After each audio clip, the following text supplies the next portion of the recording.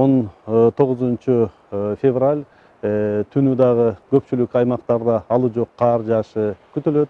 Ал эми 20 февраль түштүк аймактан жамгыр жааган башталат дагы. 21 февральда көпчүлүк аймактарда жамгыр жаашы күтүлөт. Ал эми тоолордо, тоо этектерде карга айланат.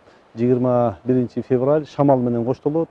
10 метр секундадан 20 метр секундага чейин дагы шамал болушу байкалат дагы. Ал эми капчыгайларда, ашууларда кар күрткү болушу дагы күтүлөт. Ал эми тоолордо, ашууларда кар көчкү коркунучу дагы өтө көп.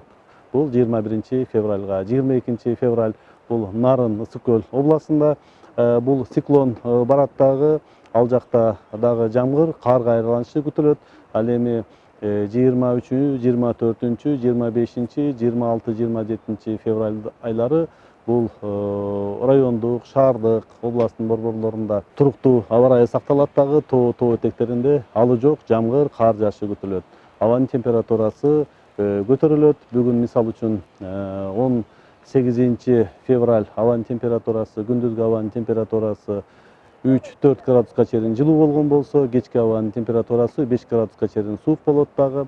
Ал эми 23 февральдан абанын температурасы көтөрүлүп, күндүзгү абанын температурасы 10 градуска чейин жылуу болушу күтүлөт 27 февральга чейин. Ал эми 27 февраль кеч кайра аба ырайы бузулат дагы. 28 февральдан 2 мартка чейин туруксуз аба ырайы катталат. Бул жамгыр жаашы күтүлөт.